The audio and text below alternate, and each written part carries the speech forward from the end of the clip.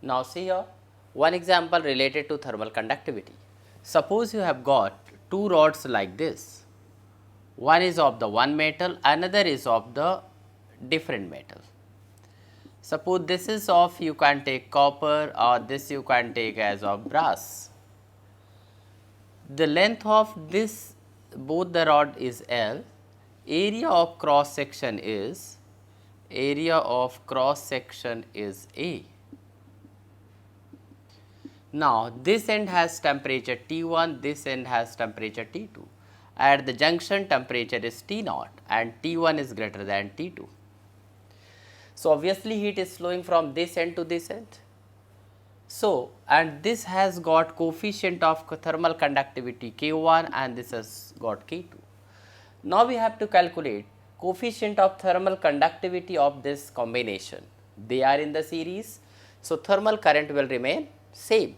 So we can write R is equal to R1 plus R2, that is a thermal resistance. R is the equivalent resistance for this whole thing. So we can write total length divided by K1 into A is equal to L divided by K1A, this is K equivalent, plus L divided by K2A. These cancel. Now you will be getting 2 upon K is equal to K1 plus K2 divided by K1 K2. So K is equal to twice of K1 K2 upon K1 plus K2. So if the two rods are connected in series, so the total coefficient of thermal conductivity of this combination is equal to this much. Suppose these that two rods are connected in parallel. So suppose you have taken one is here like this rod and another one is here. They are connected in parallel. Area of cross section is A, length is L. Coefficient of thermal conductivity K1 and K2, temperature is T1 and temperature T2.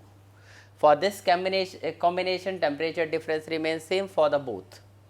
So we can write here 1 upon R is equal to 1 upon R1 plus 1 upon R2. So here we can write 1 upon delta X upon K into A. So that we can write here L upon K into A is equal to, in place of R1, see here, in place of R I am writing delta X upon Ka. So here also I have written whole length is L and Ka has come up, that is a K is a equivalent coefficient of thermal conductivity. In place of this we can write L upon K1A. So that is here K1A upon L plus K2A upon L. Everything this get cancelled, this cancel, and you will be getting K is equal to K1 plus K2.